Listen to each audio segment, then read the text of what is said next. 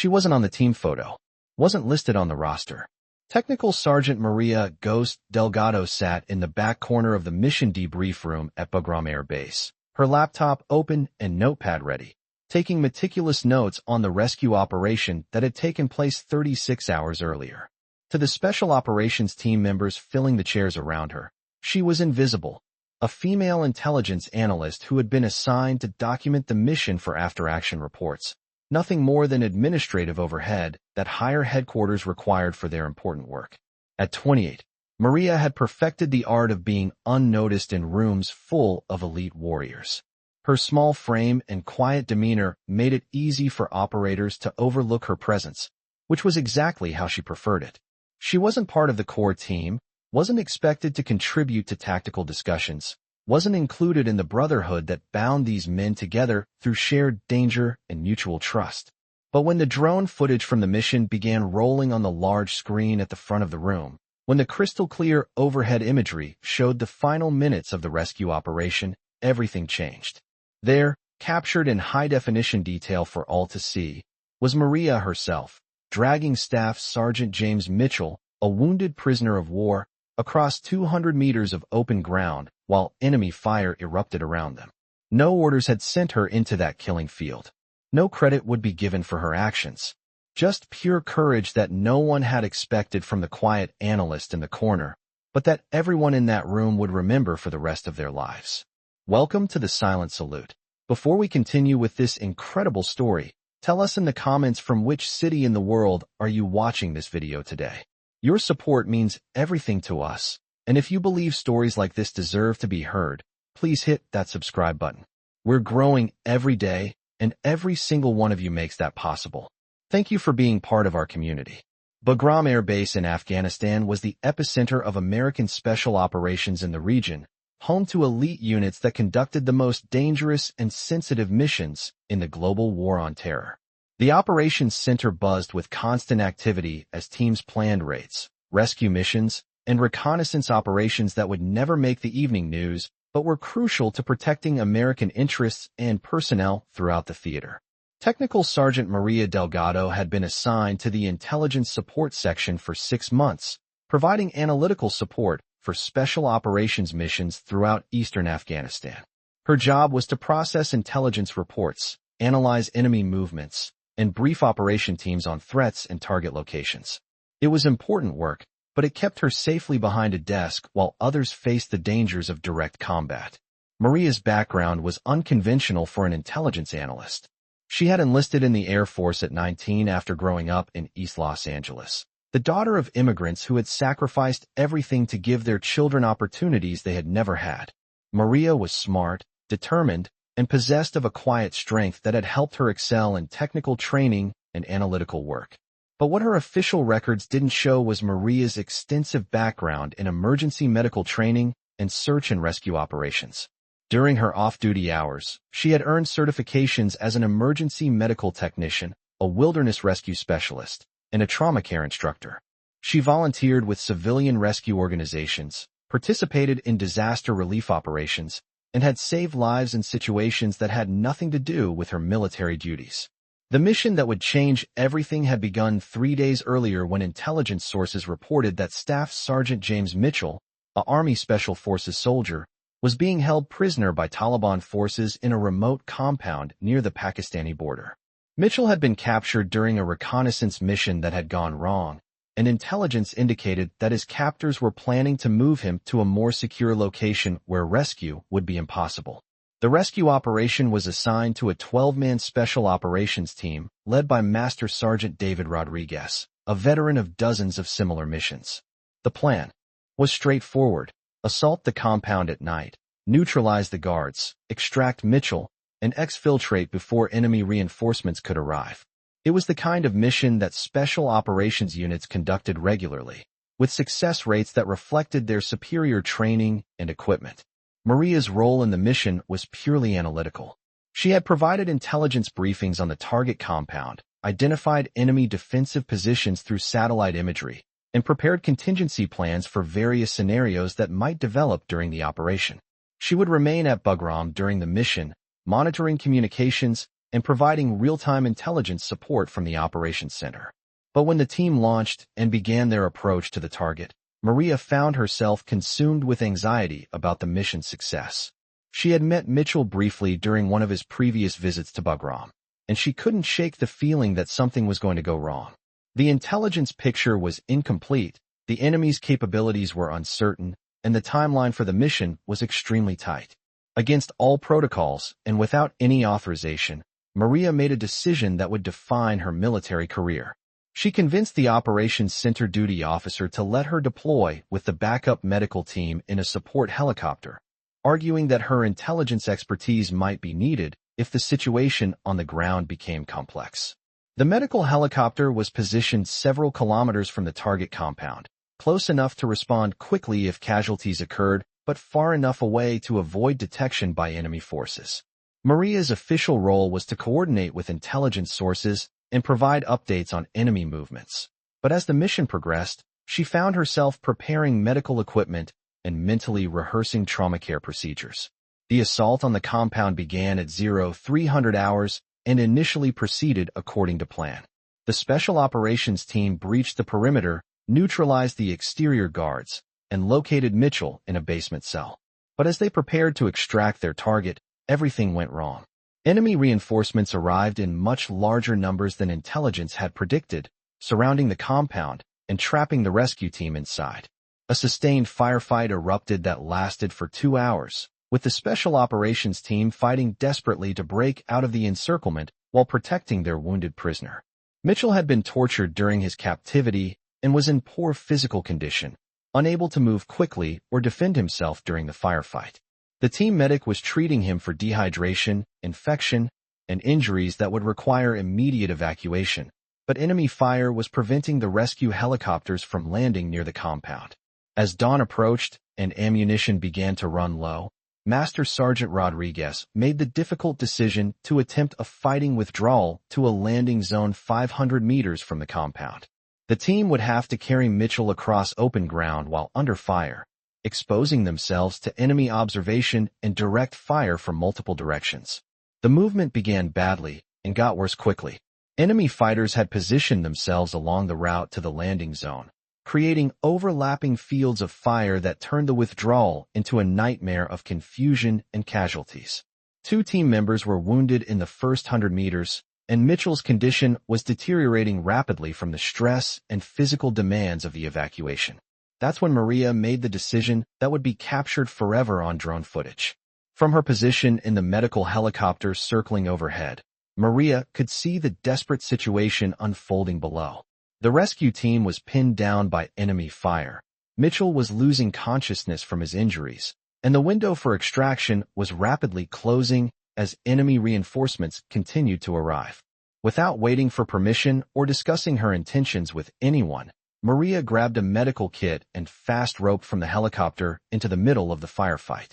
She landed 50 meters from where Mitchell lay unconscious, separated from the rescue team by open ground that was being swept by enemy machine gun fire. What happened next was captured in stunning detail by overhead surveillance drones that had been monitoring the mission. The footage showed Maria, alone, and under intense enemy fire, crawling across the open ground toward Mitchell's position while bullets impacted the dirt around her. When she reached Mitchell, Maria immediately began treating his most serious injuries while simultaneously coordinating his evacuation with the pinned-down rescue team. She established an 4-line to treat his dehydration, applied pressure bandages to wounds that were bleeding heavily, and administered medications to stabilize his condition for transport. But the most remarkable part of the footage showed what happened when Maria realized that the rescue team couldn't reach their position. Instead of waiting for help or calling for additional support, she made the decision to move Mitchell herself. The drone cameras captured Maria dragging Mitchell's unconscious form across 200 meters of open ground, moving in short rushes between whatever cover she could find while enemy fighters concentrated their fire on her position. She used smoke grenades to obscure their movement, employed suppressive fire from her personal weapon to keep enemy heads down, and never stopped moving toward the landing zone where extraction helicopters were waiting. The journey took 18 minutes. 18 minutes of sustained enemy fire, 18 minutes of physical effort that should have been impossible for someone of Maria's size. 18 minutes that were documented by multiple camera angles showing her determination to save Mitchell's life regardless of the personal cost. When Maria finally reached the landing zone, she was wounded in 3 places and nearly unconscious from exhaustion. Mitchell was alive but critical, requiring immediate medical evacuation to survive his injuries and captivity. The rescue team, following the route that Maria had cleared through enemy positions, reached the landing zone minutes later and successfully extracted to safety. Now, 36 hours later, the drone footage was being played for the first time in front of the special operations team that had witnessed Maria's actions from the ground. The room was completely silent as the high-definition imagery showed every detail of her solo rescue mission, every moment of courage and determination that had saved Mitchell's life. Master Sergeant Rodriguez, who had led the rescue mission, was the first to break the silence. "Jesus Christ," he whispered, his voice thick with emotion. "I knew she had helped with the extraction, but I didn't realize. I didn't see the whole picture from our position." He turned to look at Maria, who was sitting in her corner with tears streaming down her face as she watched footage of the most terrifying and dangerous 18 minutes of her life. "Sergeant Delgado, what you did out there, that wasn't intelligence support. That was one of the most courageous acts I've ever witnessed." Captain Michael Thompson, the mission commander, paused the video and addressed Maria directly. "Sergeant, you weren't supposed to be anywhere near that compound. You violated direct orders by deploying with the medical team, and you definitely weren't authorized to fast rope into a firefight." Maria's face went pale as she realized that her unauthorized actions were about to result in disciplinary proceedings and possibly the end of her military career. "Sir, I know I violated protocols. I couldn't watch from overhead while people were dying. I had medical training that might help, and—" Thompson held up a hand to stop her explanation. "Sergeant, what you did was completely unauthorized and absolutely contrary to every safety protocol we have." He paused, looking around the room at the faces of special operations personnel who were hanging on his every word. "It was also the most selfless and courageous act any of us have ever witnessed. You saved Mitchell's life, and you probably saved several team members who would have died trying to reach his position." The captain turned to address the entire room. "Gentlemen, what we just watched on that footage is what real heroism looks like. Not the Hollywood version, not the sanitized version that makes it into official reports, but the raw, terrifying reality of someone choosing to risk everything for someone else." He looked back at Maria. "Sergeant Delgado, you're going to be recommended for the Silver Star for your actions during this mission. But more than that, you're going to be offered a position with our direct action teams if you're interested." The offer hit Maria like a physical blow. She had spent her entire military career in support roles, never imagining that she might be considered for the elite special operations units that she had only supported from a distance. Staff Sergeant Mike Chun, one of the team members who had been on the mission, stood up from his seat. "Ma'am, I was one of the guys who couldn't reach Mitchell's position. I watched you crawl across that open ground, watched you drag him to safety while taking fire from 3 different directions. I've served with a lot of brave soldiers, but I've never seen anything like what you did." He paused, his voice becoming more emotional. "You saved Mitchell's life, but you also saved mine. I was about to do something stupid, try to reach his position through that killing field. You took that burden away from all of us and carried it yourself." One by one, the other team members stood up to acknowledge Maria's actions and to express their respect for what she had done. These were elite warriors who had seen combat in the most dangerous environments on Earth, and they were unanimous in their recognition that Maria's actions represented courage of the highest order. Sergeant First Class Rodriguez, the team medic, added his professional assessment. "Ma'am, the medical care you provided to Mitchell under those conditions was extraordinary. You stabilized injuries that would have killed him, maintained his airway during transport, and kept him alive long enough for definitive medical treatment." He gestured toward the frozen image on the screen showing Maria dragging Mitchell across the open ground. "But more than the medical care was your decision to move him yourself when we couldn't reach your position. That kind of physical courage, that willingness to accept personal risk for someone else's benefit, that's what we're all trying to live up to as soldiers." As the debriefing continued, Maria learned details about the mission that she hadn't known from her position on the ground. The enemy force that had surrounded the compound numbered more than 50 fighters, armed with heavy weapons and determined to prevent Mitchell's rescue. The rescue team had been outnumbered 4-1 and had been running low on ammunition when Maria's actions broke the stalemate. Most importantly, intelligence sources later confirmed that enemy fighters had been preparing to execute Mitchell when the rescue operation began. Maria's quick action and successful extraction had literally saved his life with minutes to spare. Colonel Patricia Harrison, the base commander, arrived at the debrief just as the video concluded. She had reviewed the mission reports and viewed the drone footage, and she wanted to personally recognize Maria's contributions to the mission's success.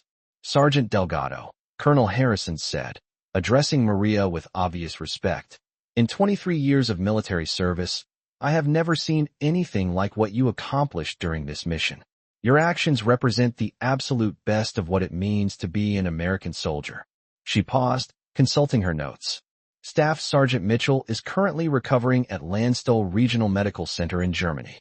His doctors say that without immediate medical treatment and rapid evacuation, he would not have survived his injuries. You didn't just rescue him. You saved his life through a combination of medical expertise and physical courage that defies description.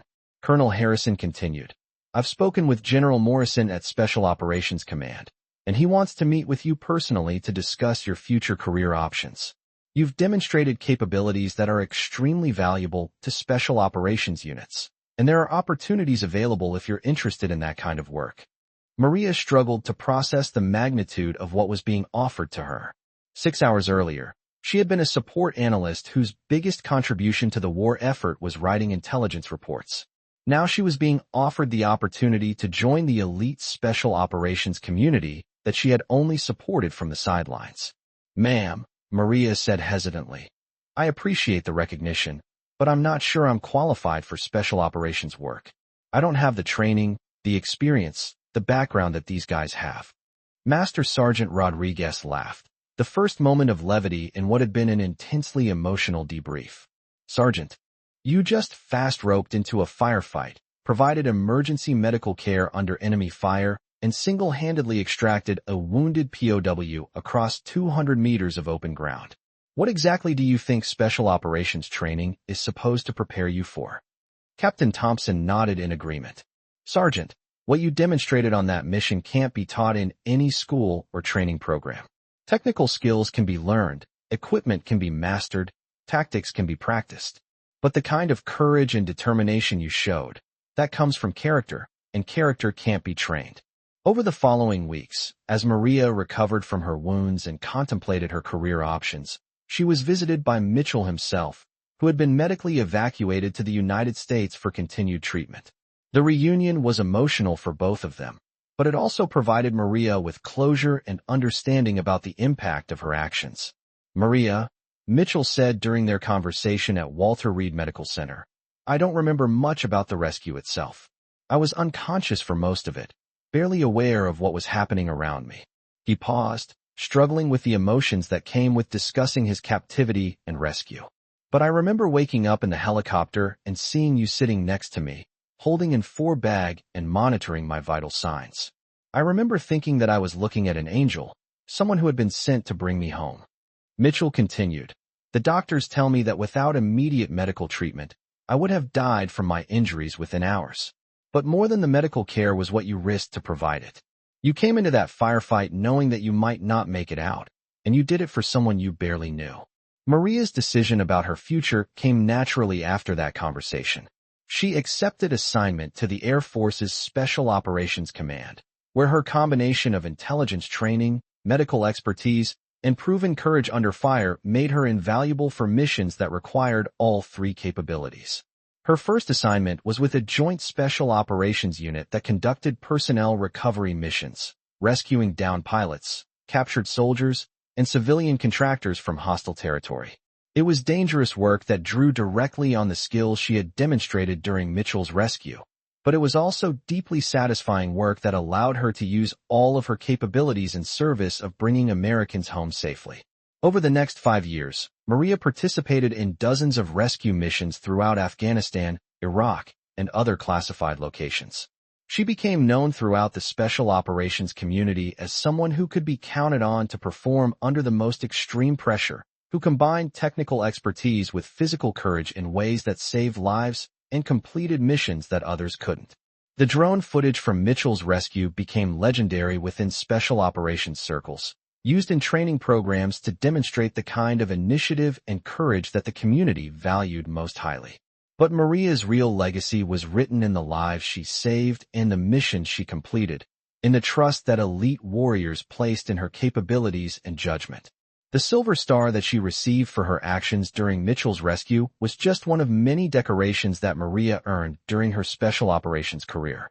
But she always said that the recognition that meant the most to her came from the soldiers she served alongside, warriors who had accepted her as one of their own based not on her background or qualifications, but on her willingness to risk everything when lives were on the line.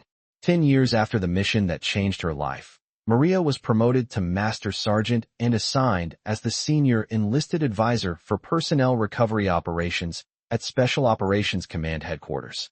Her office wall was decorated with photographs from dozens of successful missions, letters from grateful families, and commendations from commanders who had witnessed her courage firsthand. But the photograph that held the place of honor on her desk was a picture from Mitchell's wedding, showing him dancing with his bride while Maria and other members of the rescue team looked on with obvious satisfaction. It was a reminder that her 18 minutes of courage under fire had preserved not just one life, but an entire future, a marriage, a family, and all the possibilities that come with being given a second chance. The drone footage still existed in classified archives, a permanent record of what real heroism looked like when everything else had failed and only one person was willing to step forward. But the true measure of Maria's impact couldn't be captured by cameras or preserved in files. It lived in the lives she had saved, the families she had reunited, and the example she had set for future generations of warriors who would face their own moments of choice between safety and service. Sometimes courage doesn't come from training or preparation or official authorization. Sometimes it comes from the simple recognition that someone needs help and the willingness to provide it regardless of personal cost. Sometimes the most important actions are taken by people who aren't supposed to be there, who aren't part of the plan, who step forward simply because it's the right thing to do. Maria Delgado had started that mission as an intelligence analyst assigned to take notes and write reports. She had ended it as a warrior whose actions would be remembered and studied for generations. The transformation hadn't been planned or authorized or expected. It had simply happened when circumstances demanded courage and one person chose to answer that call. This story was brought to you by the Silent Salute. Before we leave you today, here's our question. Have you ever witnessed someone step completely outside their assigned role to do what needed to be done? Have you seen ordinary people transform into heroes not because of their training or preparation, but because of their willingness to act when action was needed? Tell us in the comments about the unexpected heroes in your life, the people who prove that courage isn't about position or authority, but about character and the choice to put others before yourself. And if you think stories like this need to be heard, if you believe that the unsung heroes who operate outside the spotlight deserve recognition for their sacrifices and courage, hit that subscribe button to support the channel. We'll see you in the next one, where we'll continue to share the stories of extraordinary people who remind us that heroism often comes from the most unexpected sources, and that sometimes the most important actions are taken by those who were never supposed to be there in the first place.